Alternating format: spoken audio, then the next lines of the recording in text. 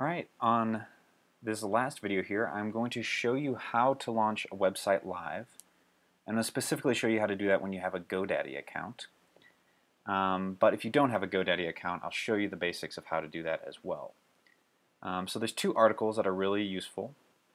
On the help.squarespace.com/guides, there is a domain mapping with Godaddy article, and Squarespace domain mapping. If you search Squarespace domain mapping, you're going to get this general instructions, and that'll show you how to do this if your website URL is purchased outside of Godaddy. But I'm going to show you Godaddy for now because it's simple and it's really easy to work through. But honestly, I'm really just going to be walking through this page and telling you guys how to do this here. But they do change this every few months. Squarespace is always looking for ways to improve, ways to make things faster. So even if I record this video in a few months, it might be totally different. So I always recommend checking out these pages before you launch a new website live. So the first thing we're going to do is we need to link our domain. So we're going to come down here, go to Settings, go to Domains, and we're going to link an existing domain.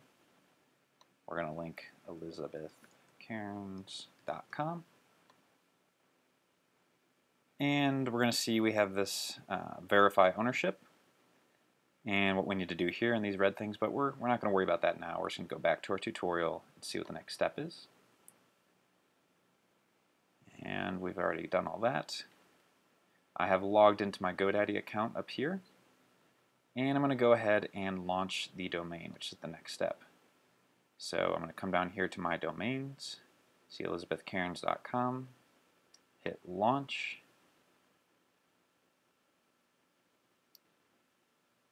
And once I'm in here, I am going to go to DNS zone file right here.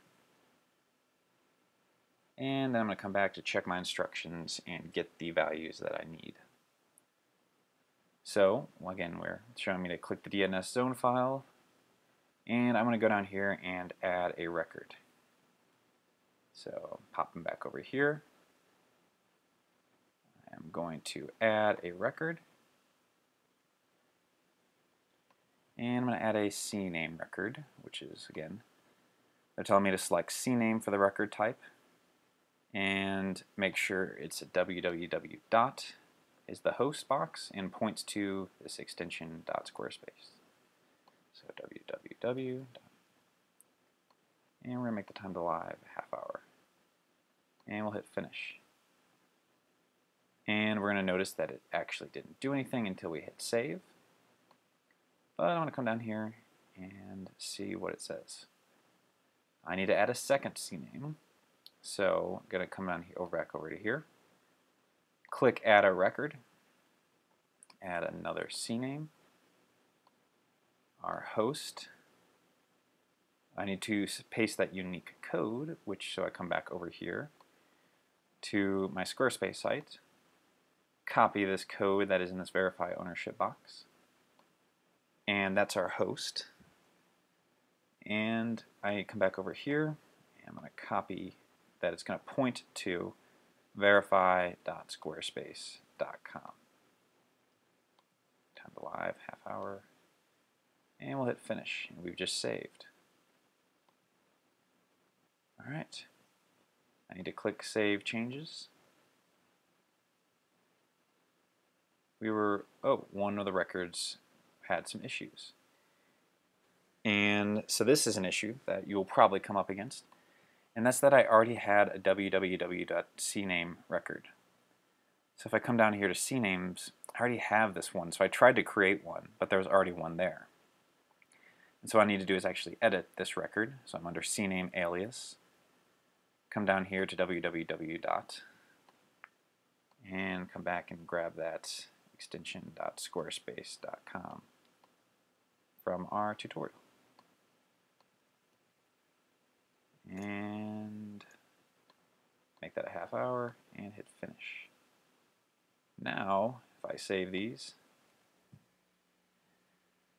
our zone file has been updated. Look at that. But we're not done. We have done the cnames, we've saved those. Now we need to add a records. So what we're going to do is go to add record, a record, and then we're going to have it be the @ symbol, and it's going to point to this URL right here. First thing I'm actually going to do is delete the old a record because we no longer need that. And I'm going to save that. Add an a record right here.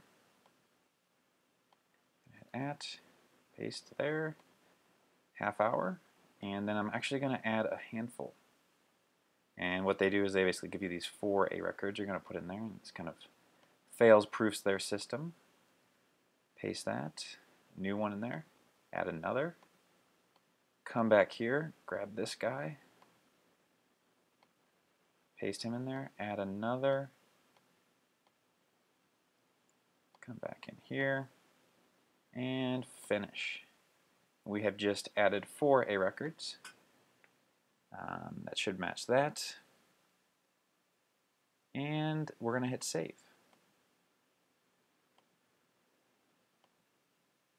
And then I need to complete the domain verification. And again, Godaddy, this generally happens really fast. Other domain providers, it can take a couple days to do that. So I'm going to come back here, hit verify ownership, verification successful, check again. Oh. And again, it might take 72 hours for this part to go through. But we're going to test this out and see if it works. Go to elizabethcairns.com. And look at that, we have just launched our new website live. Another reason I love Godaddy is it's so incredibly fast. You notice the favicon, everything is working right up here. And our whole website is working just as we wanted it to be. So just like that, in like less than an hour, we have put up a pretty good looking website. And so that's all we really need to do on the domain mapping and everything right there.